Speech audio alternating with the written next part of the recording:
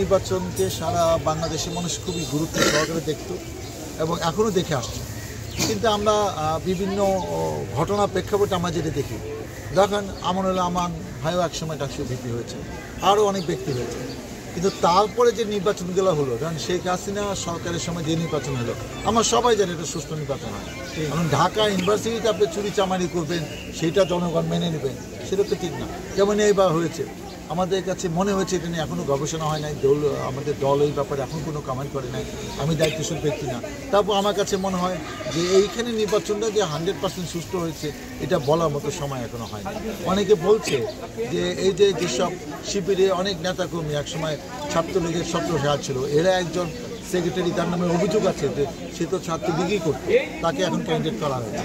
তার মানে কি নেপথ্যে ছাত্রলীগ শিবিরের সাথে একটা আন্ডারস্ট্যান্ডিং হয়েছে এই নির্বাচনে।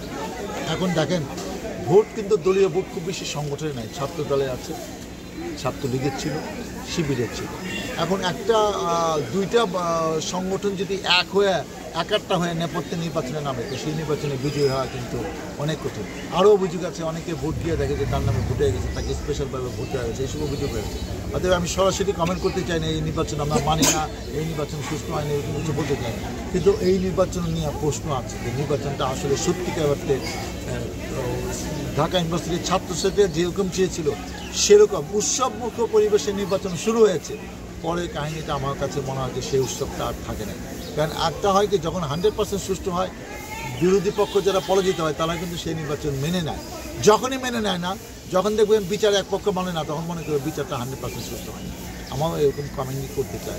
এই নির্বাচনের প্রশ্ন আছে কী হয়েছে, এটা দল আরও যাচাই বাছাই করে আরও গবেষণা করে হয়তো সন্ধ্যায় এটা উত্তর দেবে। আমি আমার জায়গা থেকে বললাম যে আমার এই নির্বাচনে অনেক প্রশ্ন আছে, আমি আসলে এই মুহূর্তে স্পষ্ট করে কোনো কমেন্ট করতে পারছি না।